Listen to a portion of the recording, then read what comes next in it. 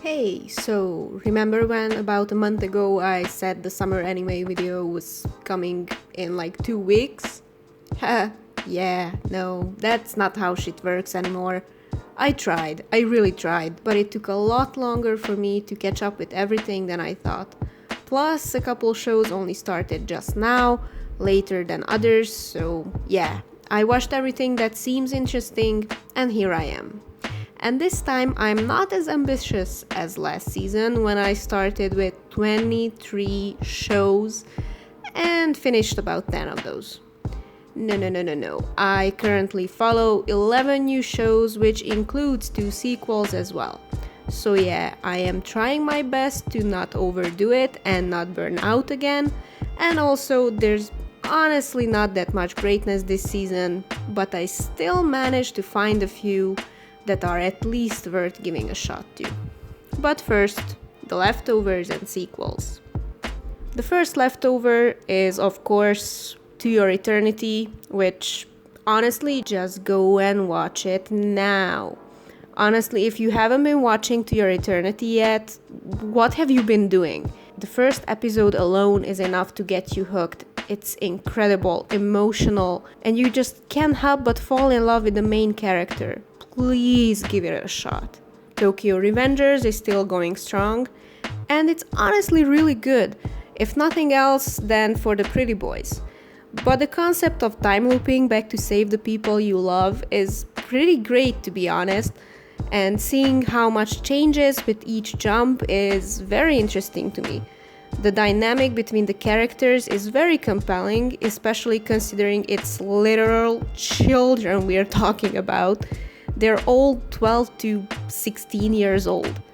It's so weird that at some parts they're acting like full-grown adults, and then the next it's like poop and fart jokes cause kids be kids. It may get a bit of shit, but overall, Tokyo Revengers is worth your time. Plus, the opening and ending songs are pretty great. Shaman King 2021 is still going, and we're less than halfway through.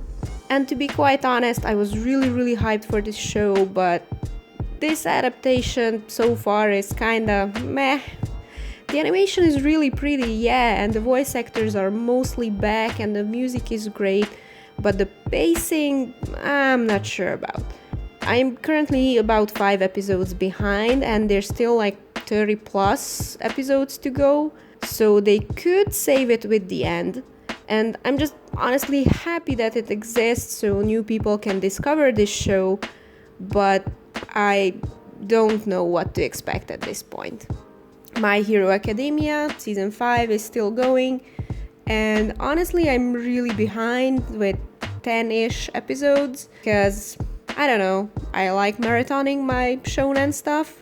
And from what I've seen, the 1A versus 1B arc is done, and now we're on to more serious stuff, so binging My Hero and catching up to it is gonna be pretty fun.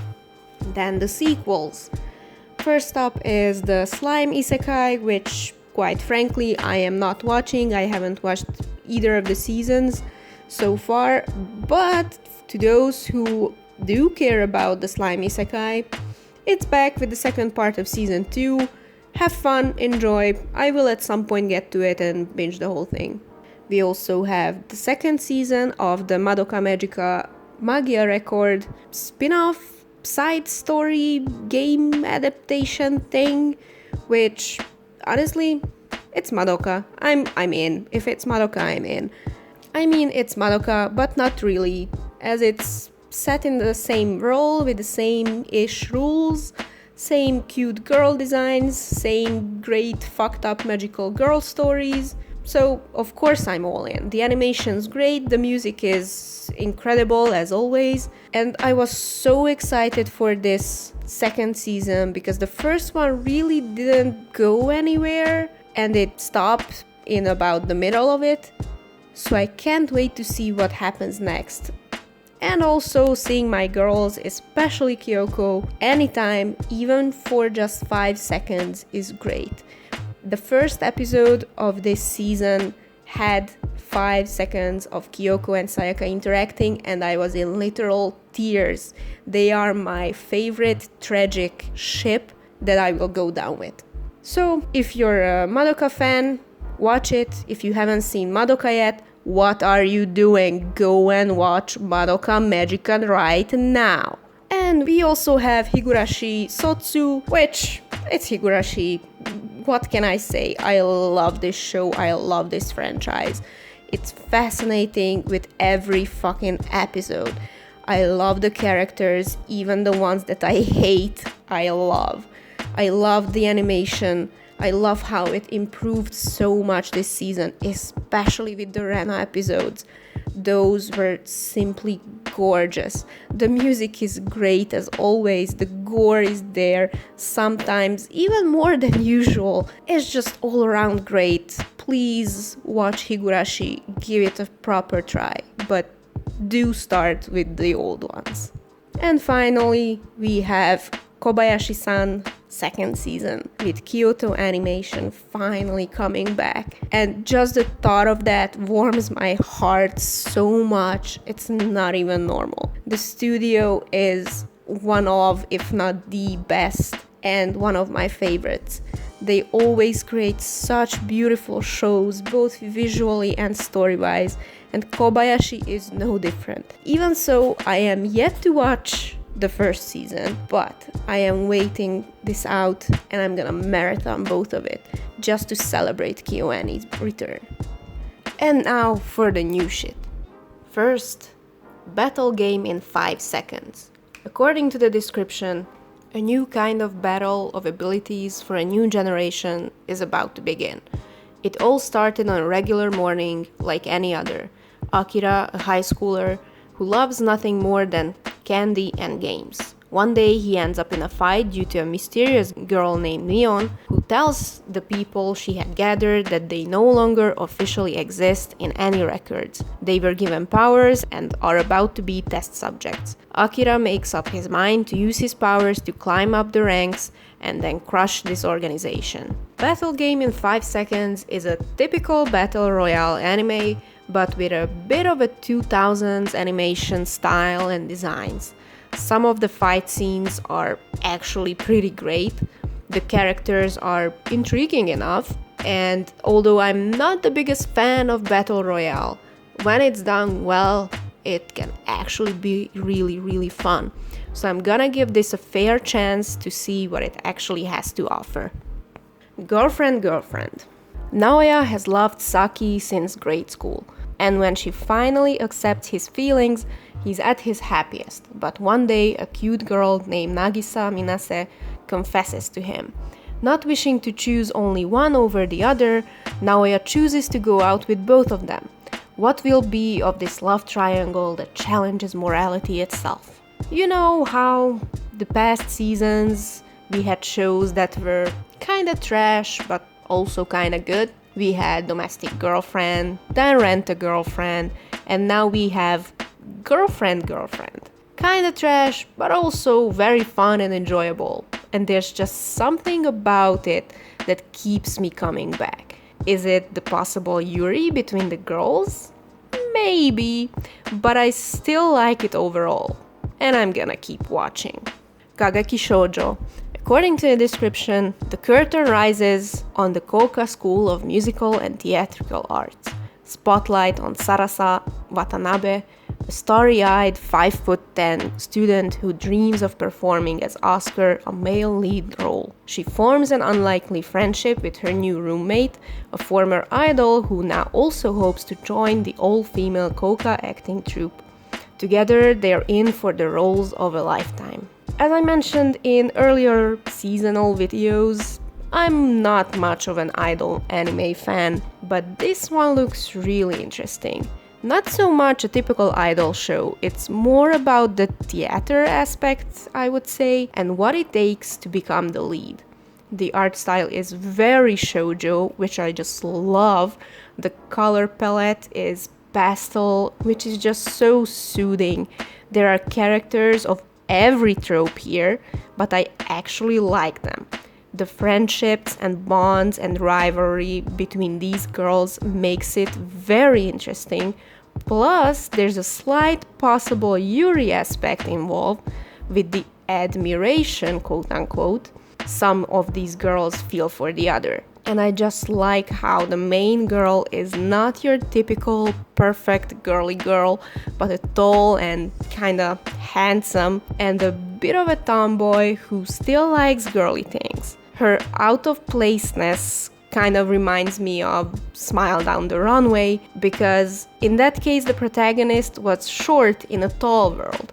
But this is like the other way around. All in all, I love the art, I love the concept, I love that it deals with some more serious topics like stalkers and eating disorders and other serious things that these girls go through, and I am very much looking forward to more. Remain.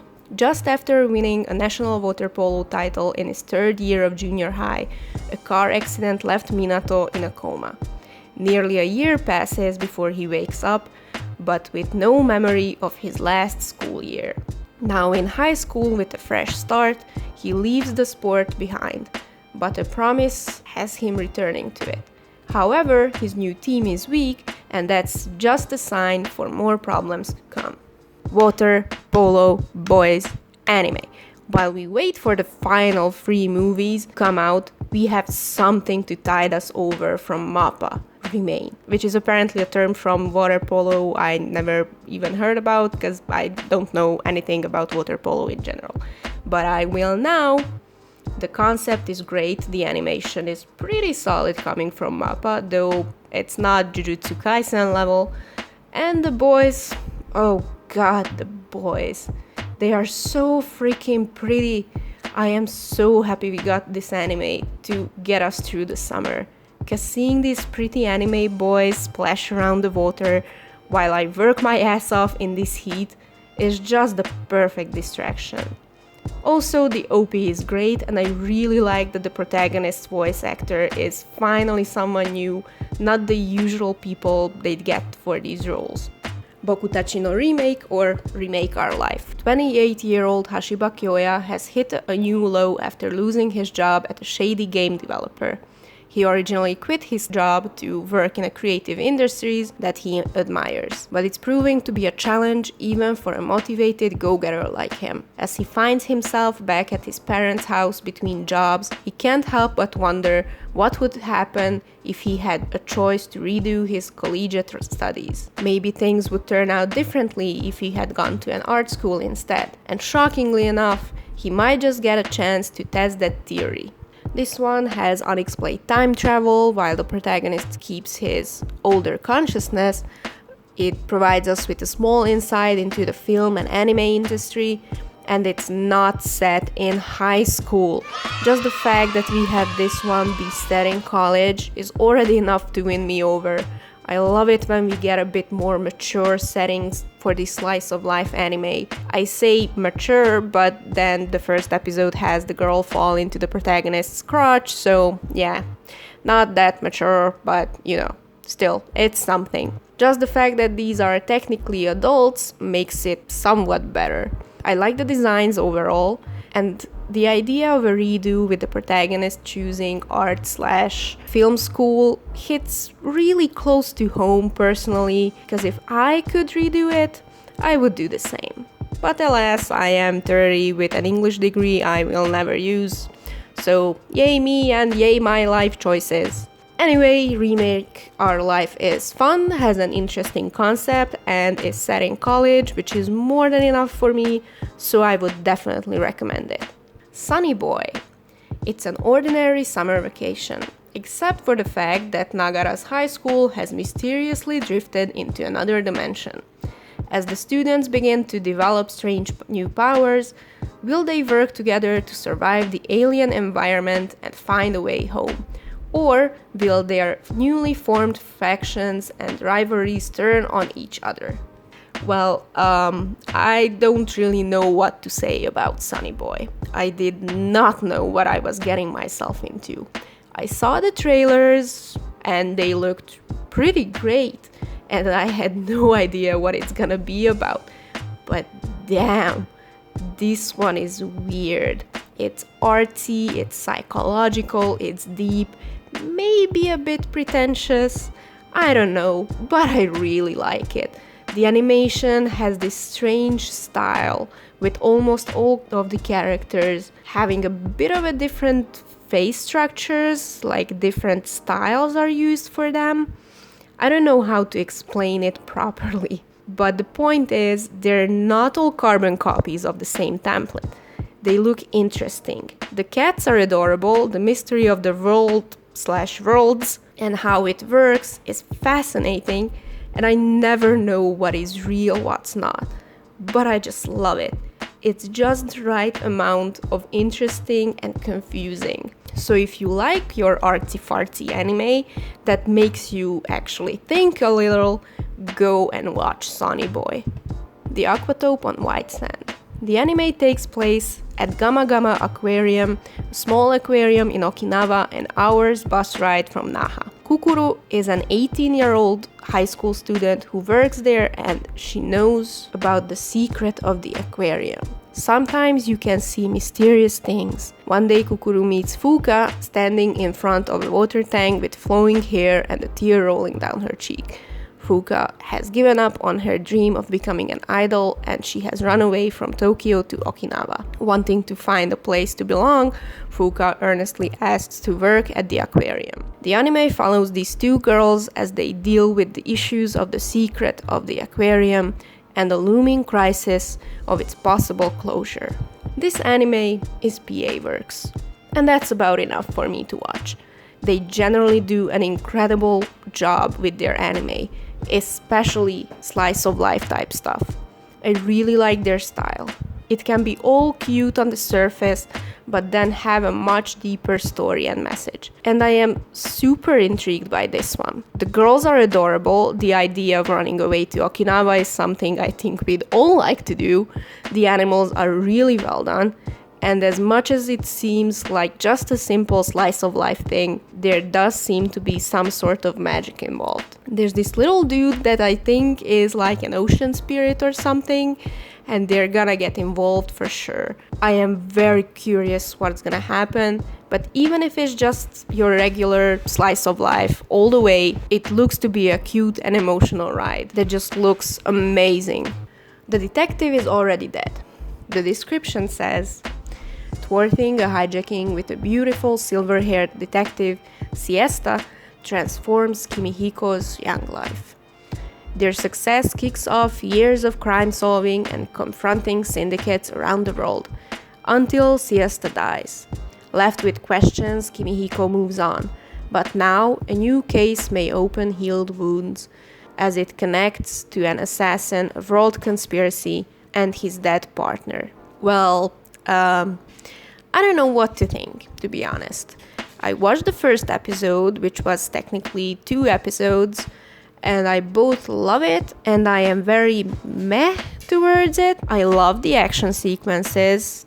Those were just chef's kiss. They were so gorgeous. Surprisingly, really well done. But the rest is, I don't know. The mystery, the legendary detective solving random crimes and mysteries is fun. Reminds me of Inspector, which had another way too smart for her own good female protagonist with a male sidekick. The difference is that they actually had chemistry. You could just feel it in the line deliveries. Here, it's not there all that much, or I just don't feel it personally. The voice actor for Detective is doing a great job, but I'm not sure I'm feeling the sidekick guy. He doesn't have that special oomph that you'd need for the banter to work. But what do I know? I am no expert, and I only watched 45 minutes of it so far, so it could get a lot better.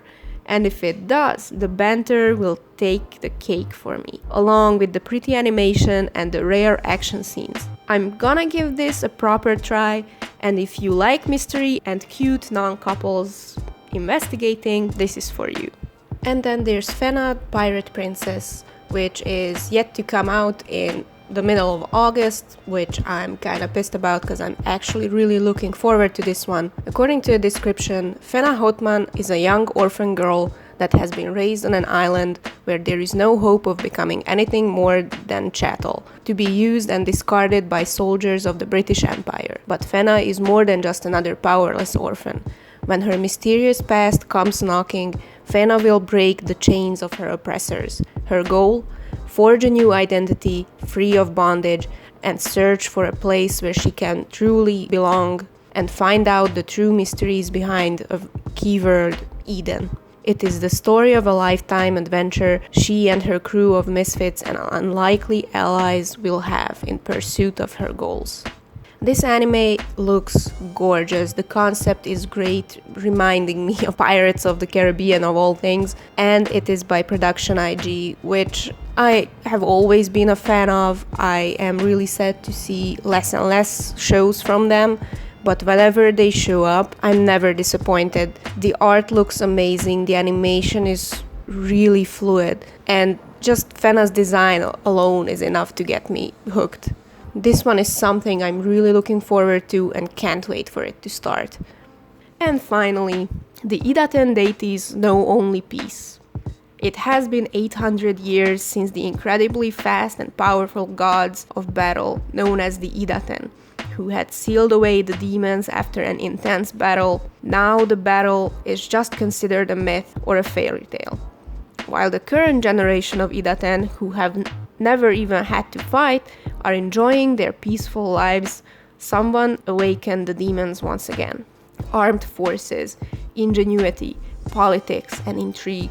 If you've got it, use everything you can. This three-way battle royale with no rules and no limits is about to begin. First thing, the opening is amazing. The art style of it, gorgeous. The concept of this show is really fun. It's pure fantasy with amazing animation by MAPPA. I guess this is what they spent the budget on this season. Content warning though, this show is very violent at parts. Something I did not know and did not expect, and I was kinda shocked for a couple minutes, but still, if you don't have a problem with that, have fun. This show is really exciting. I honestly really love it. It looks incredible, the characters are compelling, the world is fascinating. The quote-unquote science and rules behind the Idaten and the demons and the way the world actually makes sense and makes you think about the gods and religion and deities and everything. It just makes you think. And also, the voice acting is really good so far. This was not a show that I was that excited about, other than the fact that it's MAPPA, I didn't know anything. But once I watched the first 2 episodes, it got me hooked. The art is just phenomenal. I can't really describe it. It's really colorful and not your usual anime style. Please do check Idaten out. And yeah, that's it. All in all, the summer 2021 season is pretty okay. I don't know if it's the fact that we started off the year so great, or if it's really just okay, but this season doesn't have that much to offer, sadly. But that doesn't mean there aren't some hidden gems. Depending on what you like, whether it's a psychological artsy-fartsy experiment, or some cute girls dating the same guy, or maybe it's water polo or battle royale that you're into, you should be able to find something to your liking and enjoy this anime season as well. And that's about it from my 2021 summer anime video. I hope it was worth the wait, that it was watchable, and I am honestly sorry I am so late. It's just that shit keeps happening in life and I keep making excuses, and I only end up doing this type of thing much later than I had originally planned. In any case, doing this is really fun and kinda therapeutic for me, so I'll do my best to keep it up. Anyway, thank you for watching whatever this was. Feel free to like and subscribe, and follow me on Twitter for random takes and Instagram for the occasional post. I'll do my best to work faster next time. Thanks for watching, and I'll see you guys next time. Bye!